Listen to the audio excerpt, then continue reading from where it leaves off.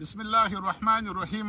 ټول مخکې د افغانستان شریف مجاهد ولس ته سلامونه وړاندې کوم. که په افغانستان کې دي او که په نورو هیوادونو کې مسافر او په مهاجرت شپې تیري، ټولو ته دې سلامونه ورسیږي. الله جل جلاله دې وکړي چې جوړ روغ خوشحاله بریالي یاست. ګرانو دوستانو، موږ هم نن د افغانستان د اسلامي امارات د راتګ سره چې په افغانستان په 14 ولایت کې امنیت دی، خوشحالي ده او هر افغان هر څوک کولی شي چې د افغانستان هر ولایت ته هرې ولسوالۍ ته بې له کومه تشویشه بې له کومه وامه ولاړ شي. نو موږ هم د موقع سره په استفاده موږ هم نن دغه د زابل ولایت ته راغلي. د زابل په ولایت کې د خپل کوچیانو ورونو سره چې په دې ساحه کې تاسې وګورئ چې ډېرې ښه غونډۍ دي، ښه سایې دي او دلته مالونه هم دا دي ګرځي، تاسې وینئ د کوچیانو ورونو.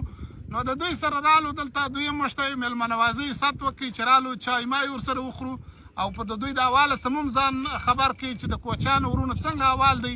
نو ګرانو دوستانو، پر ټولو افغانانو باندې غږ کوم، پر هغه خوابدي ورونو باندې غږ کوم چې د افغانستان وتلي دي، پر هغو ورونو باندې غږ کوم چې راسئ، خپل کور ته راسئ، خپل خاورې ته راسئ، خپل وطن ته راسئ او خپل په